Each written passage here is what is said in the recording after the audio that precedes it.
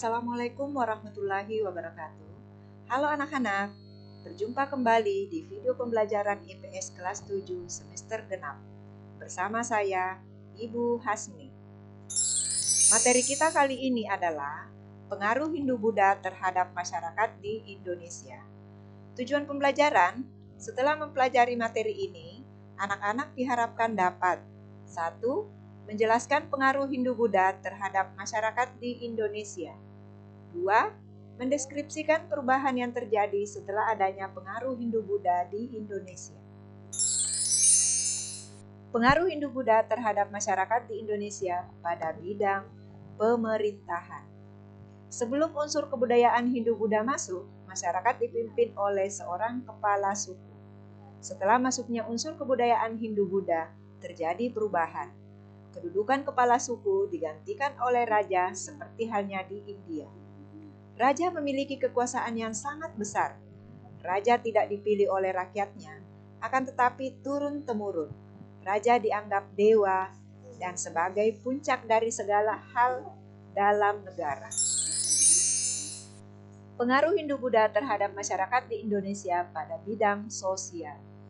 Pengaruh Hindu-Buddha dalam bidang sosial ditandai dengan munculnya perbedaan yang tegas antara kelompok masyarakat yang disebut dengan sistem kasta. Kasta ini ada tingkatan-tingkatannya. Yang pertama, golongan Brahmana atau pendeta. Kemudian yang kedua, ksatria, bangsawan dan prajurit. Yang ketiga, waisya, yaitu pedagang dan petani. Keempat, sudra, yaitu rakyat biasa. Adanya pembagian masyarakat berdasarkan kasta berdampak pada perbedaan hak-hak antara golongan-golongan kasta yang berlainan, terutama dalam hal pewarisan harta, pemberian sanksi, dan kedudukan dalam pemerintahan. Pada gambar ilustrasi, ini adalah golongan Brahmana, yang ini ksatria, waisya, dan sudra.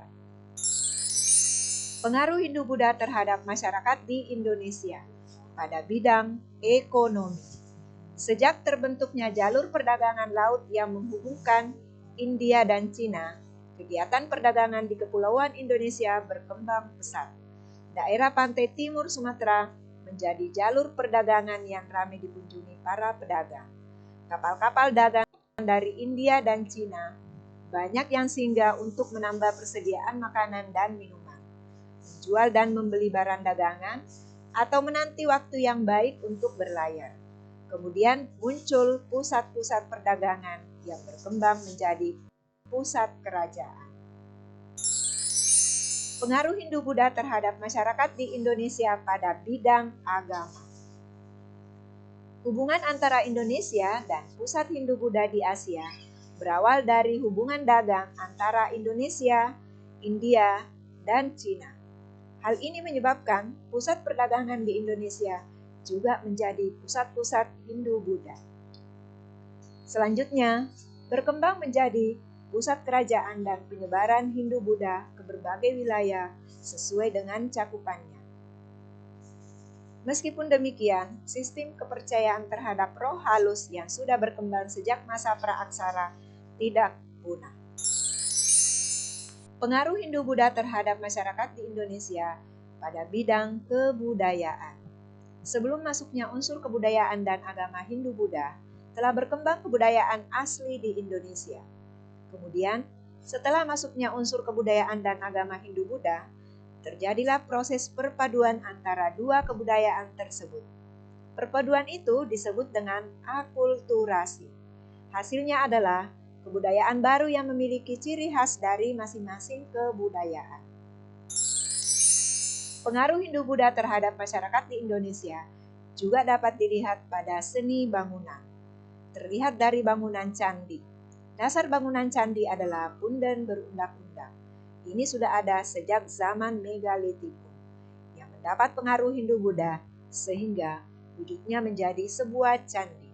Nah, pada gambar ini sudah ada Candi Borobudur, juga ada Candi Prambanan dan lainnya. Untuk mengukur kompetensi yang Anda miliki setelah mendengarkan video ini, Ibu sudah menyiapkan 3 soal untuk kalian kerjakan. Nah, anak-anak, demikianlah penjelasan tentang pengaruh Hindu-Buddha terhadap masyarakat di Indonesia. Semoga bermanfaat dan dapat memudahkan kalian untuk memahaminya. Terima kasih karena sudah menyimak video ini. Assalamualaikum warahmatullahi wabarakatuh.